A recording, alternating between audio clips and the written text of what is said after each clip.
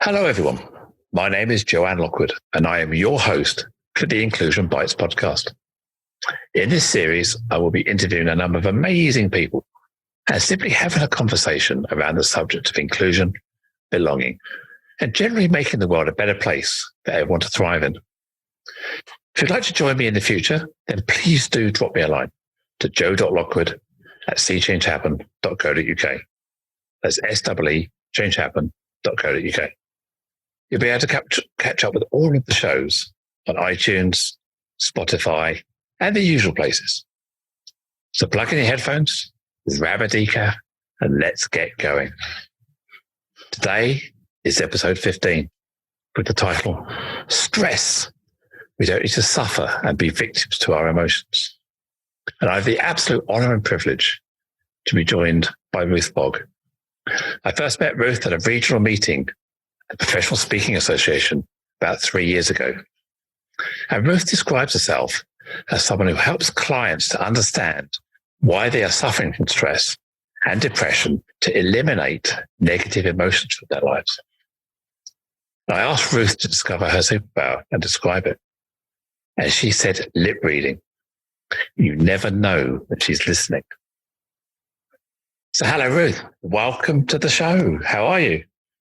Hello, Joe. I'm fine. I'm actually quite excited today because within the next 4 hours, I'm going to become a grandmother for the first time. So it's an absolute pleasure to share that because I'm excited and I'm certainly not stressed. So thank you for inviting me today. It's great to be here. Wow. Oh, thank you for sharing that with me and the listeners. That's fantastic. You must be, over the moon. Yeah. Well, I am, but my son, sadly, is in Canada. So I can't jump in the car and go and be with them. So, it's a bit frustrating, but we will get out there as soon as quarantine's over. So I guess it's... you were probably never going to be with them, were you? Or had you planned on being in Canada at this time? Well, we were letting my daughter-in-law's parents go out first, and they've actually gone out today, but they have to quarantine for 2 weeks before they can see my son and daughter-in-law, and then they have to quarantine for another 2 weeks when they come back. So we're going to wait for quarantine to finish it. That's far too stressful for me, and I guess for them as well. But you could Zoom in the meantime. So, now we're living in this world where we can all be online. So you could probably have that long distance grandparent experience via mobile. So, yeah. Without the hugs. Yeah. I'll wait and see. Yeah. Virtual hugs all around. Yeah. Virtual hugs. But that's fantastic news. And if you suddenly have to hang up and disappear, I know what's going on. So, no worries at all. It makes a difference from an Amazon delivery. We have a baby delivery instead. Oh, yeah. Okay. That's, I'm glad it's being delivered in hospital, not by Amazon. So, yeah. Yeah. You can never tell if they dropped it or not, can you? The parcel, that is, not the baby. So, Ruth, absolutely amazing. Thank you for joining me today. I know that we've talked in the past about your passion, which is around stress. So why do we often suffer and become victims to our emotion? Basically, because we don't understand what causes us stress. It's one of those things that is present in everyone's life at some point, especially recently with lockdown.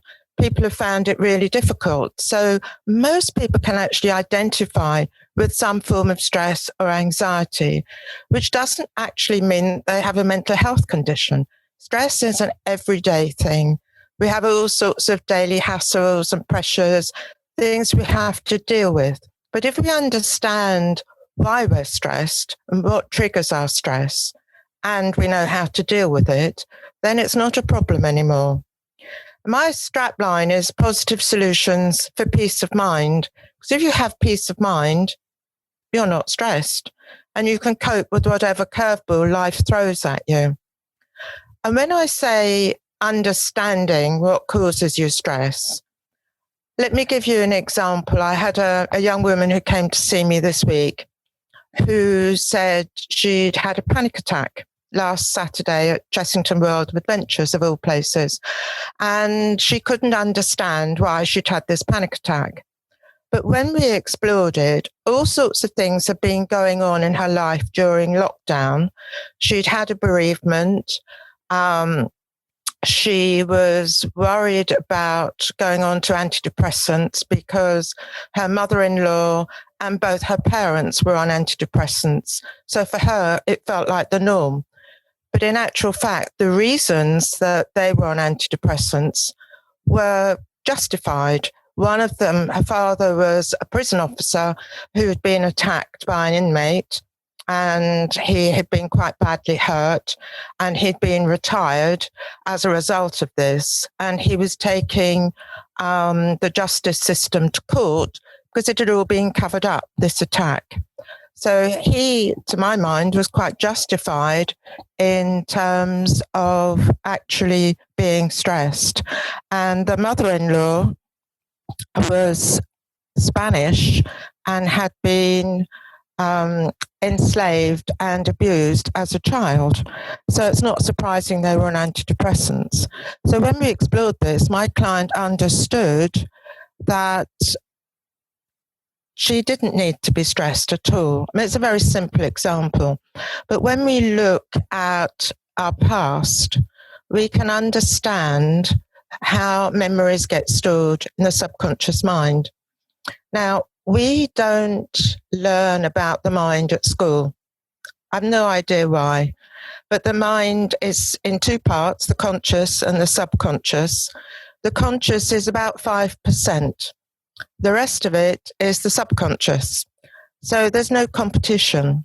All our memories, thoughts, habits, behavior patterns, emotions, everything we've ever learned, and our automatic body systems are in the subconscious part of our minds.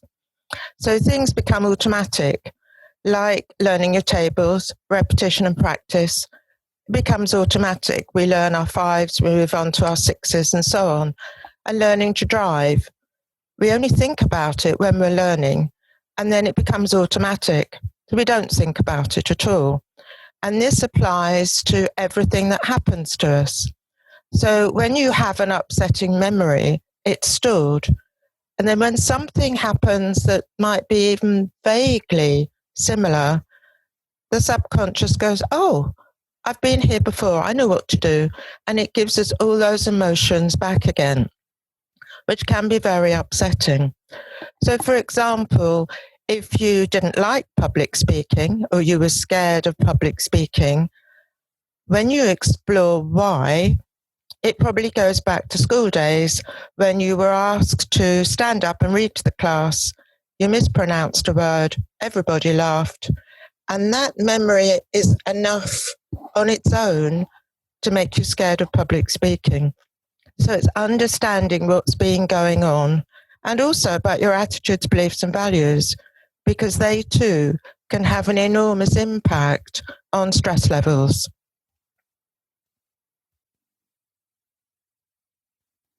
I hear what you just said there, Ruth. One thing that's jumping in my head is there a stigma around admitting you have stress? And is that stigma sometimes worse in men or women? Because there's almost like this negativity around people use the word I'm stressed out without really knowing what I'm stressed out means. But when someone talks about depression or stress in the clinical sense, there's almost like this stigma. No, I'm not stressed. I can manage my own stress. I know what I'm doing. Do you find a lot of that goes on? Oh, very much so. It's one of the biggest hurdles that I have to overcome, because people don't acknowledge their stress until they're desperate or they're becoming ill. And we all know that prevention is better than cure. But yes, there is an enormous stigma, but also there is a difference between pressure and stress. Pressure goes away. So if you're late for a meeting, you're stuck in traffic, when you get to your destination, that feeling of stress goes away. And I'm saying stress in inverted commas here. But if you are stressed, it's because it builds up and it builds up. We absorb stress like a sponge. And if we don't wring it out, eventually we become ill. And there are an enormous amount of stress-related illnesses. And if the illness isn't caused by stress, it can be made worse by stress.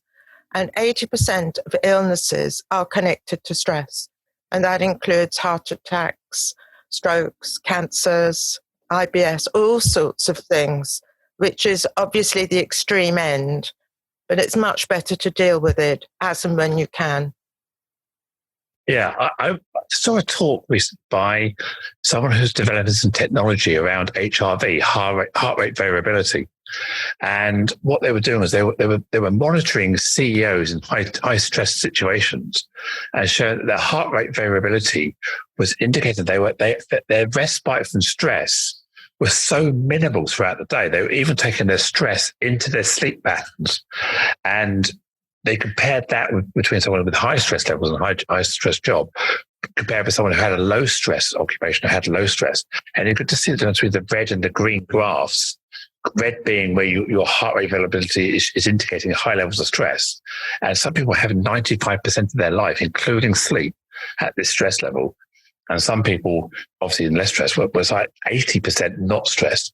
And I guess that's what you're saying, is we take this stress into all of our lives, not just in that moment, isn't it? Oh, absolutely. If you're stressed at work, you take it home. If you're stressed at home, you take it to work. If you've had a bereavement, for example, you can't just park that when you get to the office. And so if we're stressed, we're stressed. And let's be brutal here. Stress kills. And, nobody wants to die before they need to. So it's about taking responsibility for dealing with your stress levels as and when they arise. But first of all, you have to understand what it is that's causing you stress. What are your triggers? And that's so important. So people don't understand why they're stressed. They're never going to make sense out of it. And it's not always the obvious things, is it? It's not just work. It could be financial, something in the back of your mind, some anxieties about a situation, or self-imposed pressure that you create these expectations of yourself sometimes that you can't overcome. Absolutely. And also, as I said earlier, it goes back to childhood. I have a set of Russian dolls in my therapy room. And as you know, they all fit into each other. And whatever we learn in childhood, say walking, talking, we don't leave behind when we get to the next stage of life. So whatever our experiences are, we take them with us, good, bad, and indifferent. And if you have a stress-free life, that's great. But if you have a negative experience, think about if you have a bump in your car. For months afterwards, you're very careful at that spot, or if you see a similar car that bumped into you, because it's all stored in the mind.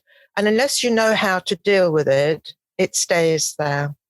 Another way of looking at the Russian dolls, of course, is that if a problem isn't dealt with, when it starts, it's going to get bigger and bigger and bigger and bigger until it almost becomes insurmountable. And that's when the body shuts down. And that's when we get stress-related illnesses. Yeah, I mean, we're well aware that mental health is starting to be recognized as one of the biggest killers through not just suicide, but also in the mental side of oneself, overtaking the physical side. And organizations are now seeing that health and well-being of their people, their staff, their teams in this stressful lockdown situation is also critically important. So you must be able to give some insight to people who are trying to help people who are remote working about maybe the stresses they're feeling. Is that something you're doing? Given the opportunity, yes. But as we said at the beginning, stress is perceived as a dirty word. You referred to the stigma. And there are healthy working cultures and there are unhealthy working cultures. Unfortunately, most people are within an unhealthy working culture. You can Google well-being cultures or companies that have well-being strategies and practical opportunities for their workers or their staff, but very, very few will actually come up. It reminds me of many years ago, I'm a speaker for the International Stress Management Association, And on Stress Awareness Day in November, we offer our services for free. And I went to a national insurance company, I won't name them, and I put up their stress policy on the PowerPoint, and none of them had ever seen it because they were part of the problem.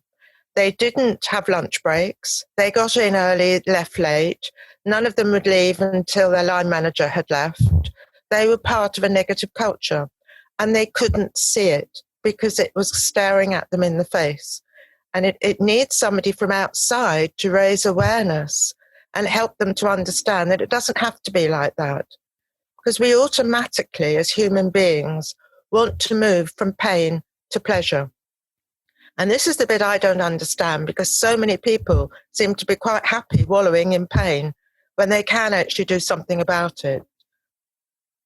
Yeah, I've certainly seen that throughout my career, where it becomes the culture that you work until the last person drops. You're there late at night, you get there early in the morning. There's almost this culture where anybody who's not putting in those hours is seen as weak. And you almost have to absorb this stress. And then when you're out of at the office, out of the working environment, you then take that with you and you take it into your family life. And by taking it into your family life, you're then bringing their stress levels up, and it can become kind of endemic within your entire family as well. Not just the person having the stress at work. They share that, don't they? Absolutely. I mean, I've had clients who have come to see me because they're stressed at work. And then I've said, well, could you take my card? Could you mention that I do training to your HR? Oh, no, I don't want them to know I'm stressed. And lots of people, when they go to the doctor for antidepressants, they don't want stress on their certificate. But again, what they're not realizing, that antidepressants are like a blanket. When it's cold, or a bottle of wine, the problem's still going to be there when you wake up the next morning or you take the blanket off. So it's much better to deal with the root cause and clear it so that you're in control. Yeah, you mentioned there about going to the doctor and not wanting to put stress on the reason. I mean, I in my career, I've seen many people being signed off for stress. And it's almost like a giggle in the office. It's like, oh, did it all get a bit too much for you? There's almost like this disbelief that it was really stressful. I mean, come on, we all have stress around here. What makes you so special needing to be signed off for it? And I think that's part of the cycle we've got to break, isn't it? We've got to take it seriously. We can't just laugh it off as something that is a weakness. It's actually something that is taking over somebody and needs to be treated, as you say, not just a bottle of wine or a blanket to make it go away. Absolutely. But my particular strength is teaching self-help techniques, because you can try and meditate, you can run around the block and jog, but if you start off unhappy, you're going to finish unhappy. So again, you have to deal with the causes. And when you understand what's going on in your mind and why and how and what, then you can work out what to do about it.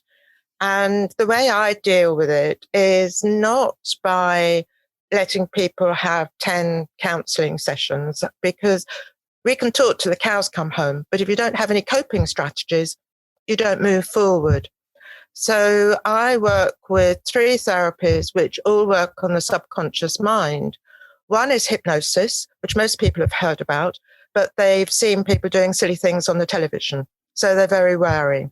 But the example I give to everybody is that if I were to put them in hypnosis and ask them to take their clothes off and run up and down the road, they would come out of hypnosis immediately unless they wanted to take their clothes off and run up and down the road.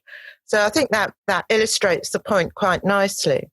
And hypnosis is, of course, one of the oldest healing methods known to man. And it feels like dropping off to sleep when the television's on. There's a voice in the background, but you can't really be bothered with it. And it's very relaxing, and it can get to the nub and the causes of the stress. So it's a great tool to have. And I offer audios as part of that package. So if it was training, depending on what I was looking at, low self-esteem, low confidence, loss, childbirth, conception, whatever it is that's causing the person stress. So that's hypnosis. And the second therapy I use is emotional freedom technique, which is better known as tapping. We tap on meridian points, but unlike reflexology, which also works with meridians, we're actually verbally expressing what the feeling, the emotion is. And because we have our feelings and our fingertips with us all the time, whatever arises, it can be dealt with there and then. And the third therapy I use is EMDR, which is eye movement desensitization reprocessing. It's a bit of a mouthful. And that involves eye movement. And it's a very simple technique, which again, people can use themselves.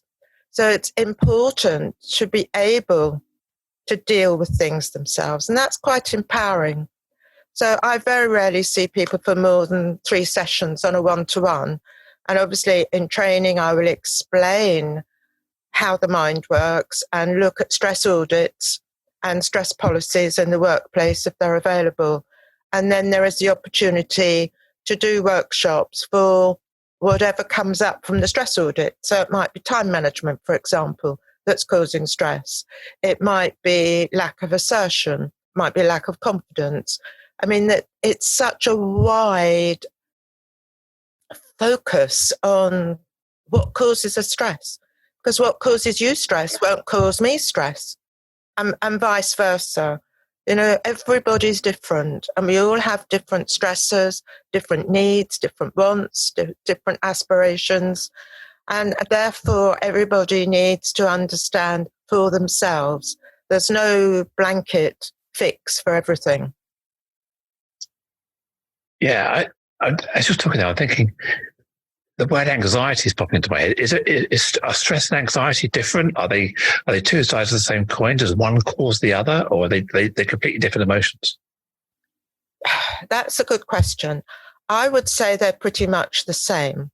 But anxiety is a recognized mental health condition. Stress is almost the umbrella for it. It's a very, very fine line, because if you're worried or anxious, you're going to be stressed. So it's hard to differentiate, to separate the two. So someone has an anxiety attack where you see the stereotypical paper bag, sort of like trying to calm the breathing down. That is kind of within the stress umbrella. It's something has triggered this anxiety that the brain can't cope with, and the body almost shutting down to take you out of that situation. That's right. But again, it's understanding why. So let's go back to speaking.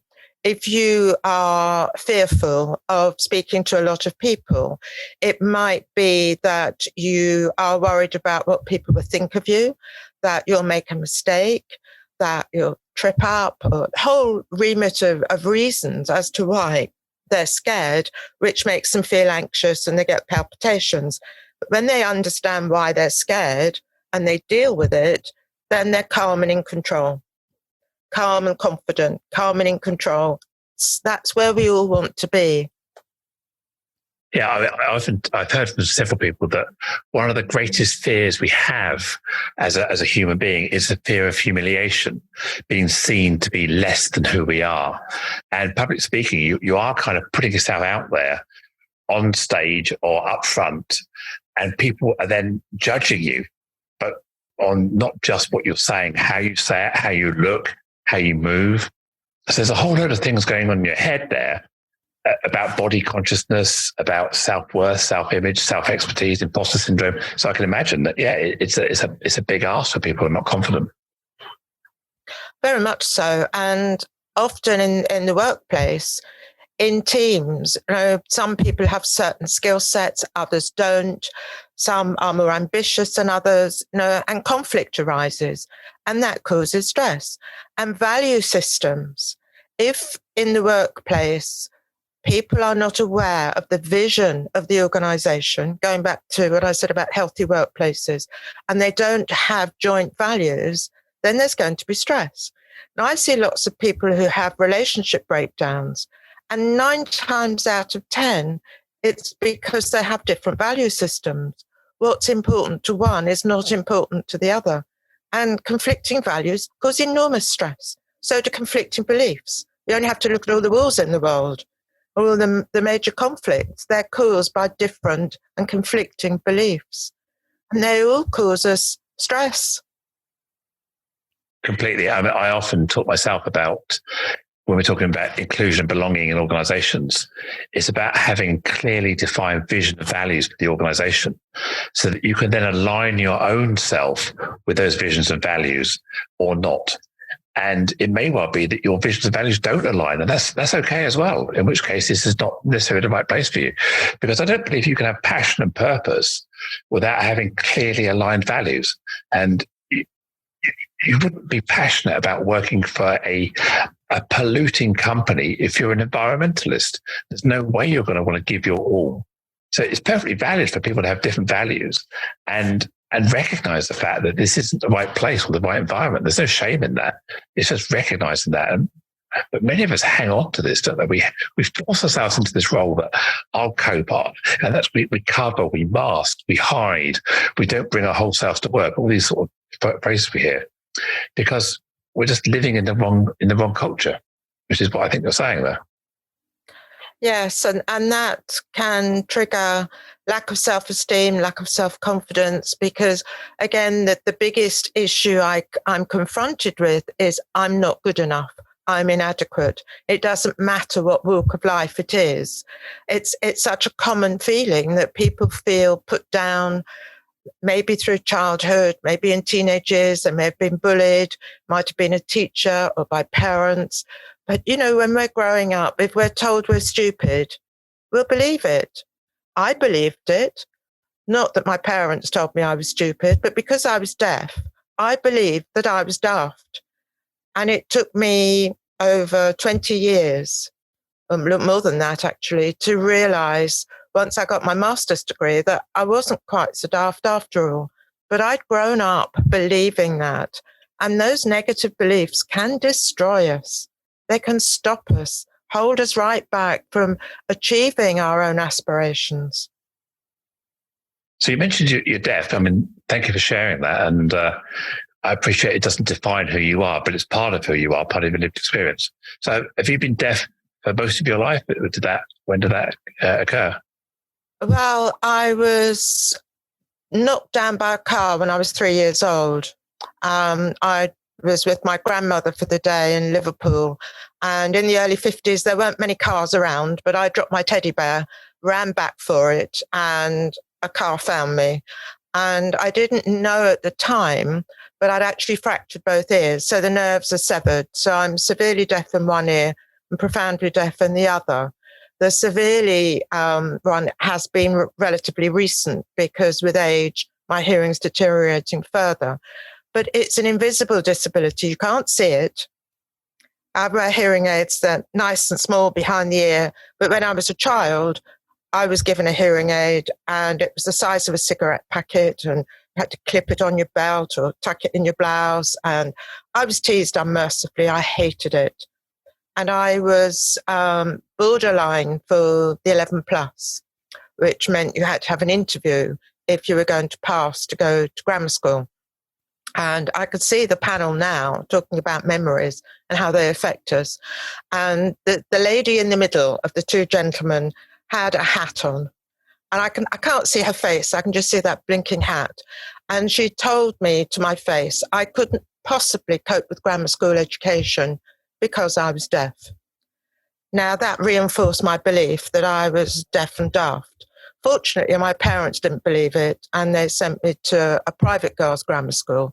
My mum went out to work to pay for it. But I blew my GCSEs. I only got 2 out of 9.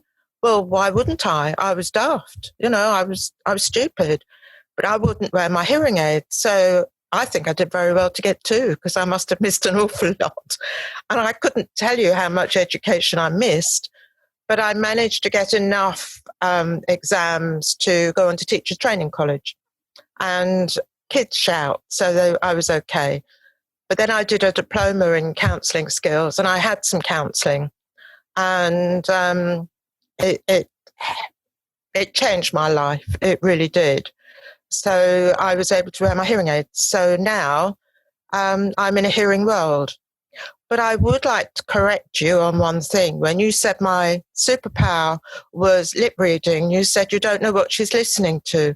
I'm not. That's the whole purpose of lip reading.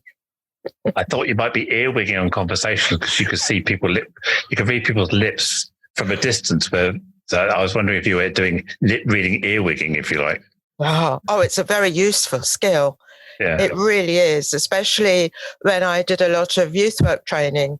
And I used to warn them. I said, look, watch it. I'm a very good lip reader. And they used to test me, and they'd sit at the back of the room, and I'd join in the conversation from the front of the room. And they couldn't believe that I could actually tune in to such an extent. Yeah. No, it's a superpower. And it's like speaking a foreign language when people don't know you're speaking their language. And you can tune into things that the people that maybe don't expect you to. But yeah, I appreciate it's not a superpower you want to have, but it's a superpower you've owned and grown.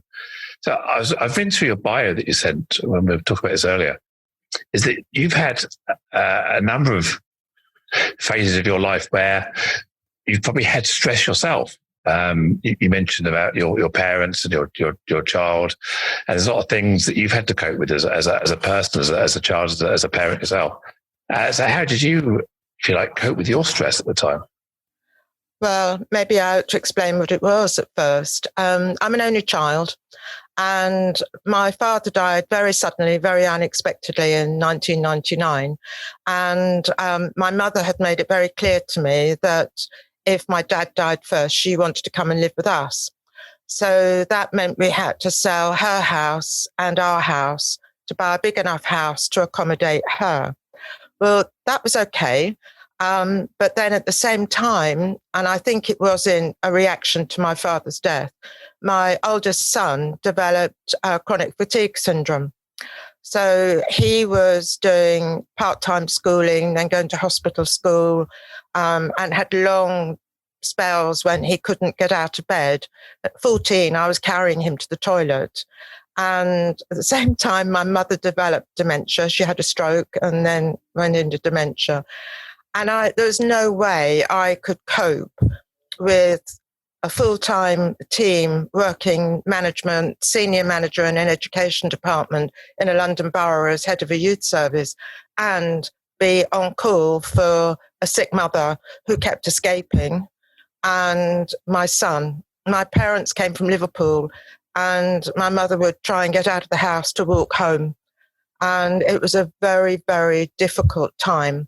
So something had to go. So fortunately, I'd got enough years in with my teaching and my youth work career to take early retirement. So then actually building on my master's in counselling psychology and my diploma in counselling, it was an easy choice for me to explore stress, mental health issues, because I could work from home and I could be here and I could see clients as and when it worked for me to work around everything. So yes, it was a very stressful time. It was probably the most stressful time in my life, but eventually, we learned to cope. But I didn't have the skills that I have now, which would have been very useful. Yeah, I'm just, again, listen to what you're saying there. And yeah, chronic fatigue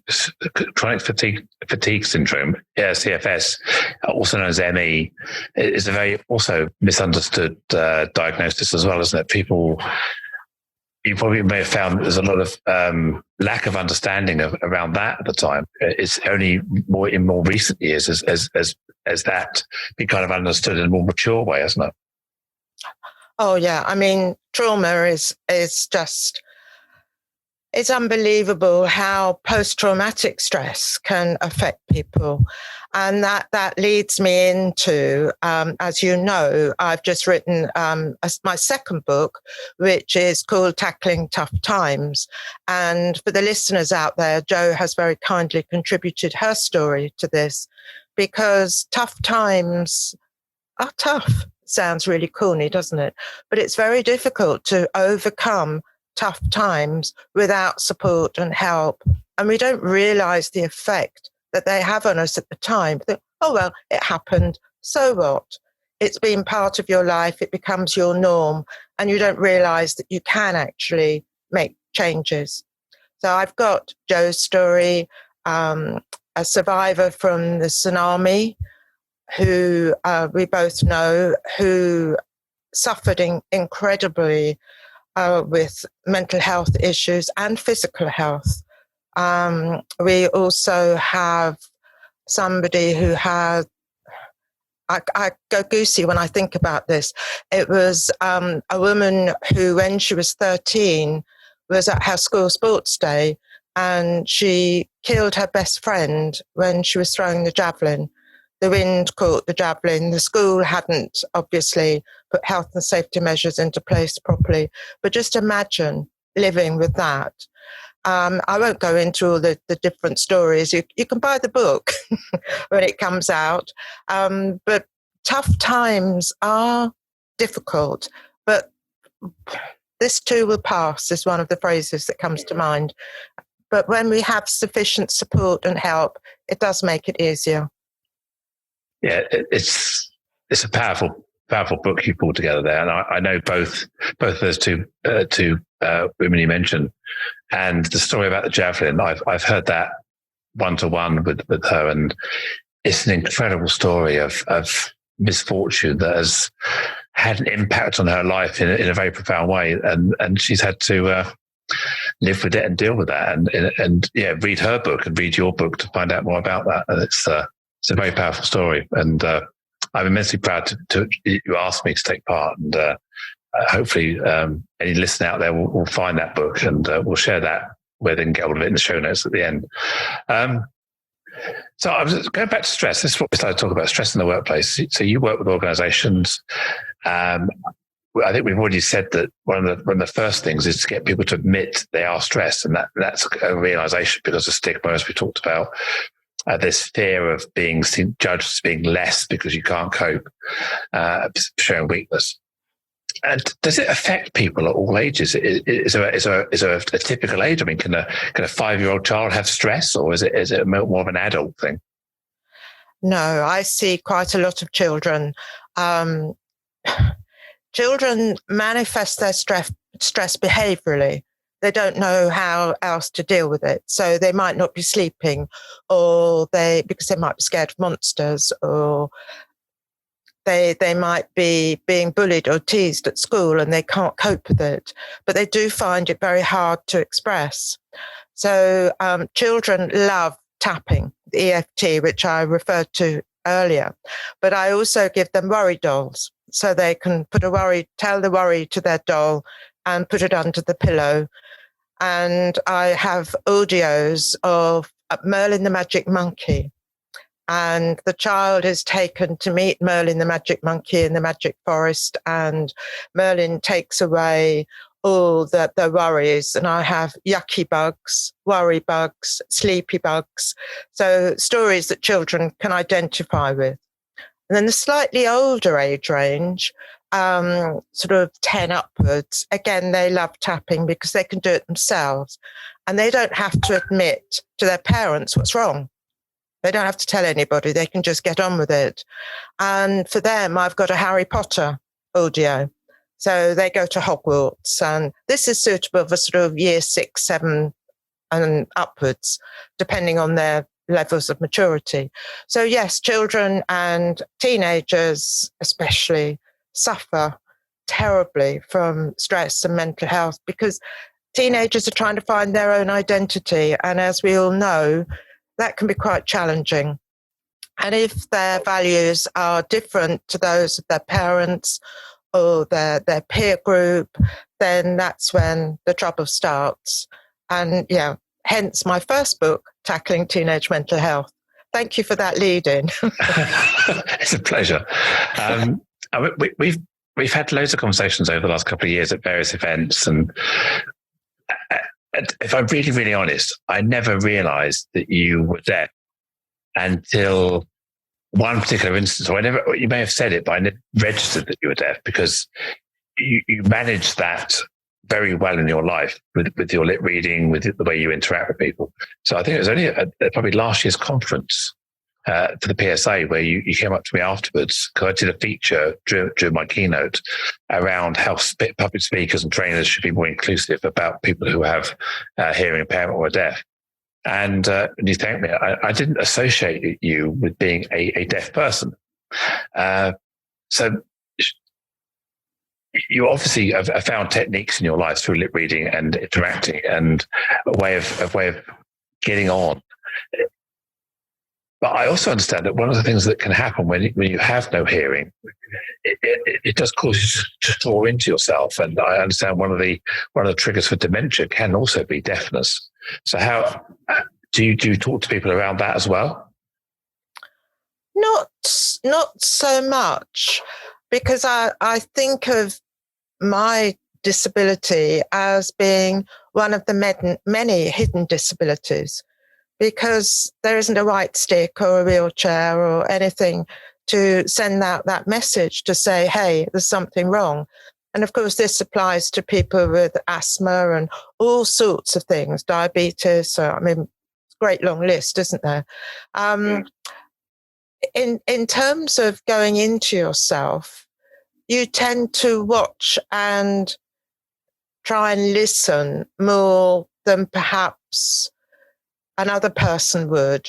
I mean, somebody said to me once, well, you're really rude, aren't you? And I said, what do you mean? He said, well, when you talk to me, you look me in the eye. But when I talk to you, you look down at my mouth. So I explained why. But it can be misconstrued. And also, there are so many words in the English language that rhyme. And often I get totally the wrong end of the stick. I can remember being at a social event, and it was a formal birthday party, and I was sat next to a young woman. And as you do, you ask the question, what do you do? And I swear to this day, she said she was a lap dancer. But she wasn't. She was a tap dancer. But it's a conversation stopper. And sometimes it can be very embarrassing. And also equally when people repeat things, if they mumble and I have to ask them more than once, it starts to get embarrassing. And then they might say, are you deaf or something? And when I say, yes, actually I am, I feel embarrassed because they're cringing. And it's one of those things that it can be quite challenging. But, I have no choice. This is me and that's it, really. So I just deal with it as and when. Yeah, for sure. I'm a selective hearer. So I often drift off in my mind when people are talking to me and I don't hear, but that's more down to my lack of attention. So it's, I have to practice active listening. Otherwise my mind's off the ferry somewhere. And, no, I think, as you say, it's a hidden disability. And in the workplace, we don't often consider people with these hidden disabilities and stresses in their anxiety, limiting beliefs, imposter syndrome, as well as the physical disabilities, such as hearing or sight or whatever. And you say you don't have a white stick, you don't have a little flag that says, move out the way, I'm deaf, please.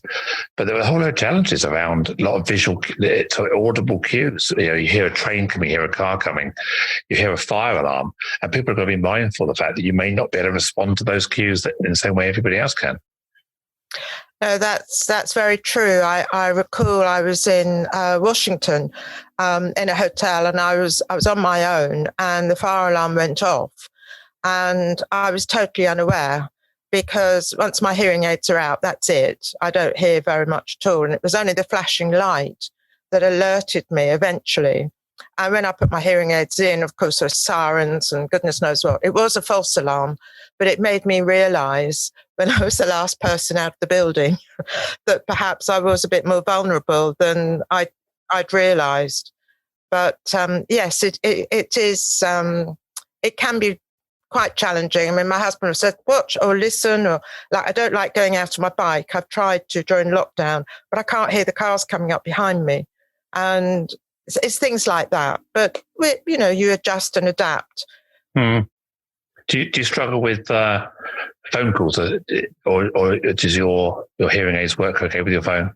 Oh, thank you. That's a challenge at the moment. I've just bought 2 new phones because for some reason, the hearing aids that I have are not compatible with my phones.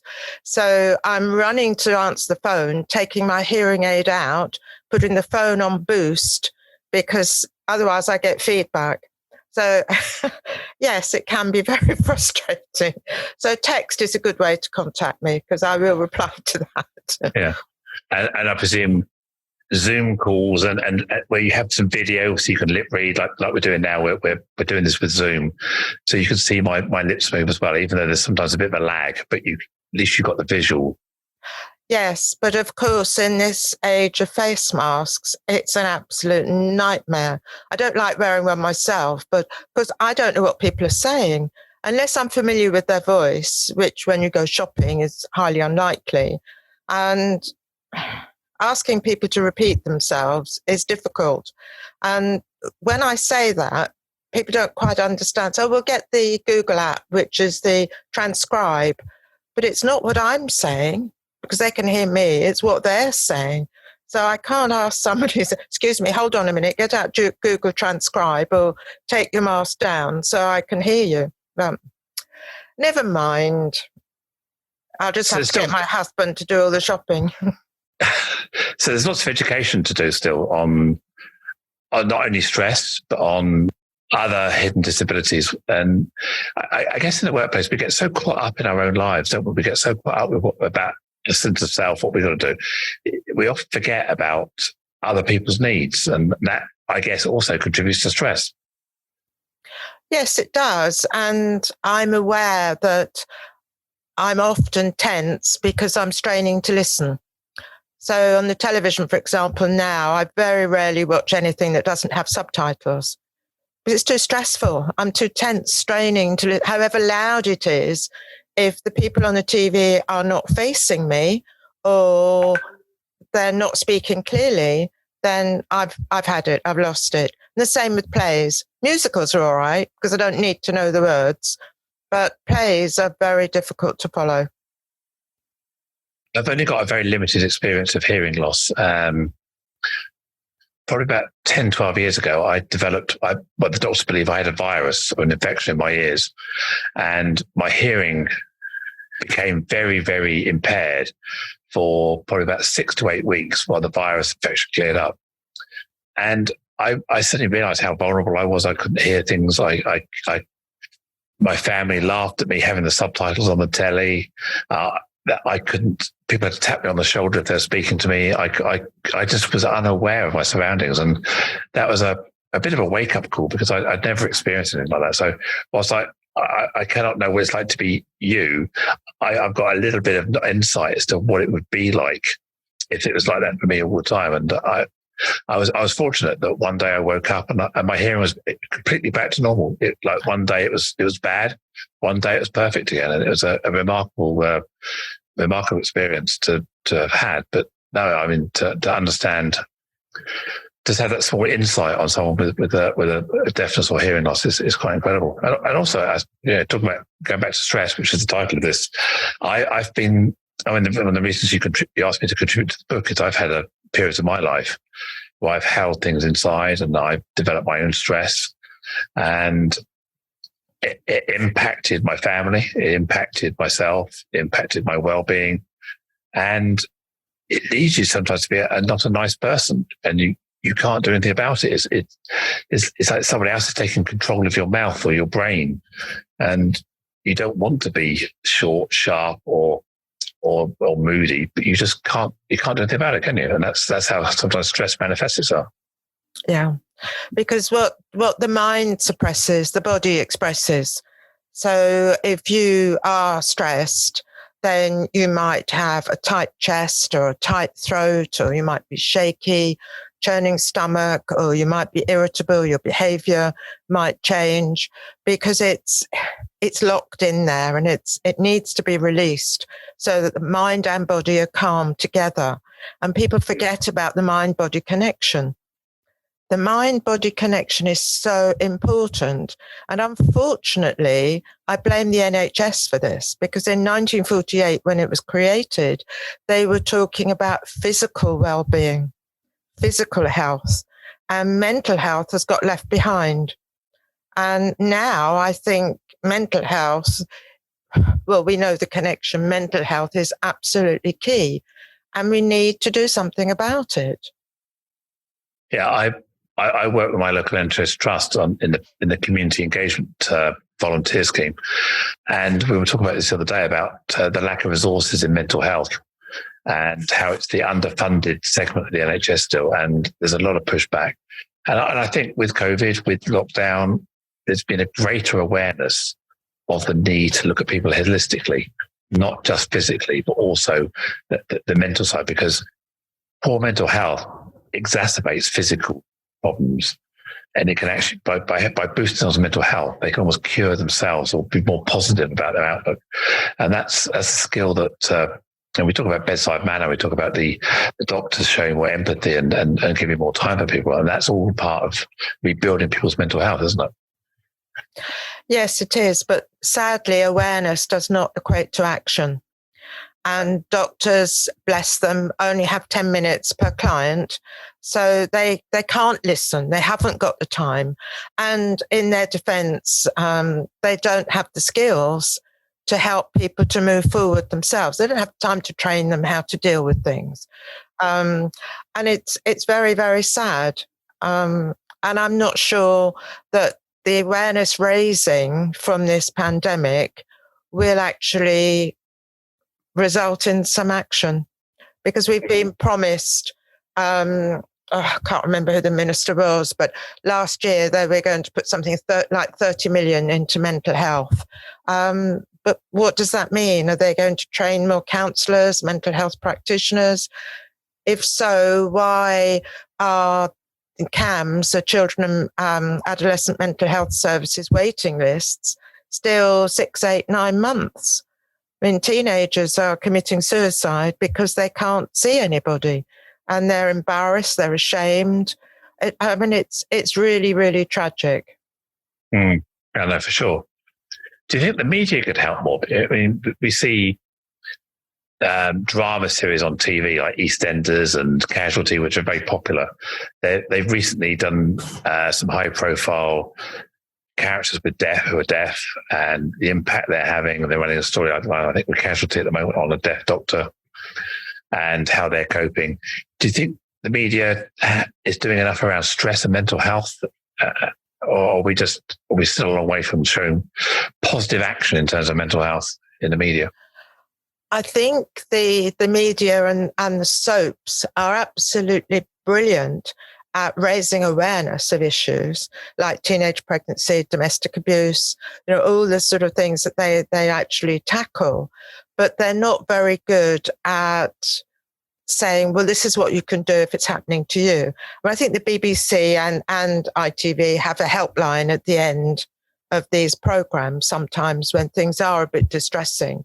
But it would be interesting to see how many people actually go on these helplines. I mean, we know that calls to Childline have absolutely rocketed during this pandemic because families aren't used to being together all this time. And if you haven't got a garden, you've got no means of escape, then you are going to get on top of each other. And it needs some very, very special parents to keep the peace throughout family life. And it's so divorced from our say normality, what it used to be, that it does cause a lot of stress in homes. So in answer to your question, no, I don't think the media is doing enough, but I don't think the media actually knows what to do. Okay, so we need people to sort of follow up on the what next. So people like yourself bringing that into the communities, bringing that into the workplace to say, right, now you have the awareness. This is the next step. This is the action. So you talked about this a stress audit you do. And so you would go in and you would talk to various people, you would understand the stress profile of the organization, and then come up with that tangible action plans as a result. Is that right? Yes, because it isn't until you actually start ticking boxes. Oh, yeah, that's me. Oh, yes. No, that you realize the relevance of a stress audit. And it's just a tick box questionnaire. I mean, it takes 5 minutes to do. Like, do you take work home with you, for example? That might be one of the questions. And you say, oh, gosh, yes, I do. And no, I don't work my contracted hours. And no, I don't see my boss regularly, or whatever it is. And then it's graded. So they can work out, and over a certain percentage, then it's like, this is the red area, do something about it, or amber, be careful, and green, you're chilled. Because we have different personality types. I mean, that's a very obvious statement, but we have personality A, who tend to get very stressed very quickly. They're the ones who are hyper and agitated, and they're fast moving and they can't sit still, and they're more likely to get stressed than personality B, who take things in their stride, they speak more slowly, they're much more chilled. They're far less likely to become ill in the workplace. So again, it comes back to understanding. I've lost the thread of the question. Sorry. It was just the impact of the work you do. I mean, there's also a cost to sickness and absence in organizations. I mean, do you have any, off the top of your head, stats on the number of days we're losing through stress or mental health related illness? Well, let's just say before lockdown, it was something like 12 billion pounds lost to stress, but per person, it's £1,035. So if, for example, you have a company that's got 20,000 workers, that's over £20,000 that you're losing in stress-related sickness absence. And of course, you've also got presenteeism, when people go to work when they shouldn't be really there. They're not well enough, but they're scared to go off sick in case they lose their job, but they're not working to their full potential. So that loses the company money as well. But it's the statistics show that for every pound invested in some form of stress management training, then it's a £3 return. So if a company has well-being days, or they have company yoga sessions, or they do something, then happy people, happy places. If you're happy at work, you're going to be far more productive. If you feel valued and appreciated, your work is recognized and you're supported, then you're going to be far more productive. If the opposite is in place, that you're abused verbally or physically, and you're not happy and you don't enjoy your work, not everyone can enjoy their work, but if you feel appreciated, if you don't feel appreciated, you're not going to want to do it. You're not going to work or want to work hard. So it's a no-brainer, really, isn't it? And it is a no-brainer. Yeah. And nobody on their deathbed says, I wish I'd spent more time at work. For sure they don't. Yes, we'll all have those regrets of things we should have done and could have done. And staying later at work was not one of them. Yes, for sure. Well, thank you, Ruth. That's a great moment to finish on. I'm sure I'm sure there's one listener out there who's been following along with this, will agree there's much to ponder and take inspiration from. So how can our listeners get in touch with you? Well, bearing in mind what I said about using the telephone, the best way is through email, which is ruth@stressworks.co.uk. And Stressworks is all one word with an X on the end. It's not KS, it's WORX.co.uk. Please feel free to look at my website. There is a free relaxation audio on there, and also an explanation of how the mind works. So that might help your listeners to understand why they're perhaps stressed. Excellent. So get in touch with you, look at your website, and maybe download the stress audio and de-stressing audio and just to see if it'll help you relax. Brilliant. Well, thank you for listeners for tuning in and getting this far. Please do subscribe to keep updated on future episodes of the Inclusion Bites podcast. That's BITES. Please tell your friends, tell your colleagues, get them to subscribe and listen to. I've got a number of exciting guests lined up that I'm sure you will all be inspired by over the next few weeks and months. And also remember, if you'd like to be a guest, please let me know.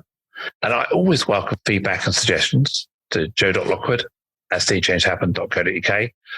Tell me about what you want to hear on future shows or how we can improve.